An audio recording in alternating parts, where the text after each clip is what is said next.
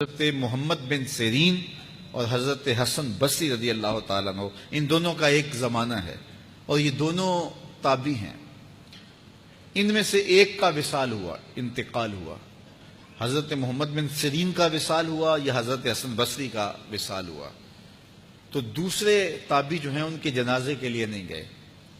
تو کسی نے ان کو پوچھا کہ آپ جنازے میں شامل نہیں ہوئے، تو انہوں نے کہا کہ میری نیت کا استحضار نہیں تھا۔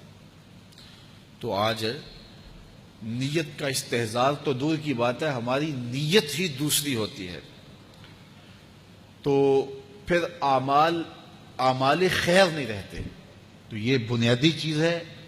تو جو لوگ حج کرنے جا رہے ہیں وہ اپنی نیت کا استحضار اور نیت کی تنقید اس کو اپنے اوپر لازم قرار دیں کہ کوئی اور غرض شامل نہ ہو، رضا الہی کا حصول یہ بنیادی نقطہ ہے حج کے مقاصد میں سے، کہ بندہ اس لیے اللہ کے حضور حج کرنے کے لیے جا رہا ہے۔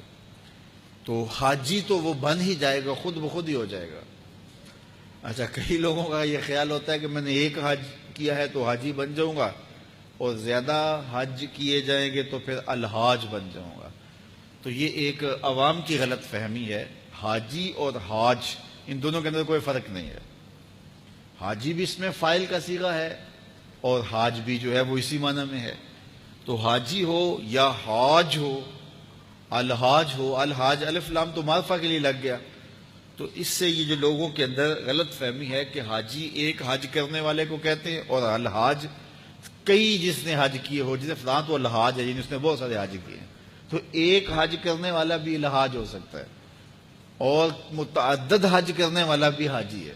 جس طرح ایک نماز پڑھنے والا بھی نمازی کہلا لیتا ہے اور روز نماز پڑھتا ہے وہ بھی نمازی ہے، تو اس کے لیے کوئی الگ سے لفظ نہیں ہے۔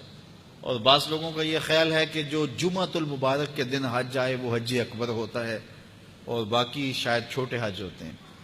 تو یہ بات بھی غلط فہمی پر مشتمل ہے۔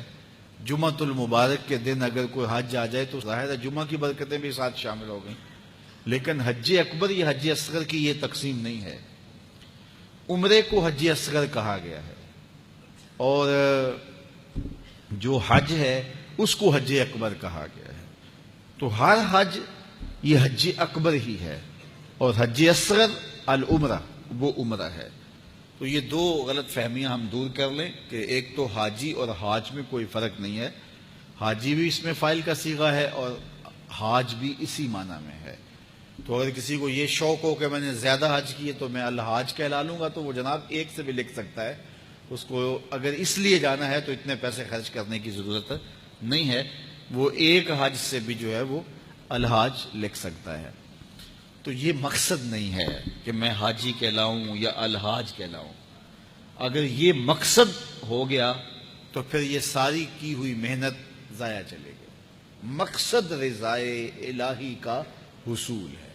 اللہ تعالیٰ جل شانہ یہ نصیب کرے، اور یہ حج کے بنیادی مقاصد میں سے ایک مقصد ہے کہ اللہ کی رضا کو حاصل کیا جائے۔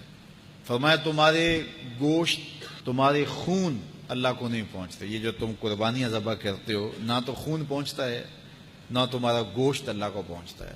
گوشت تم خود کھا جاتے ہو، خون نالیوں میں بہہ جاتا ہے، تو پھر اللہ کو کیا پہنچا؟ نہ تمہارا خون پہنچا، نہ تمہارا گوشت پہنچا، نہ تمہارا پوست پہنچا۔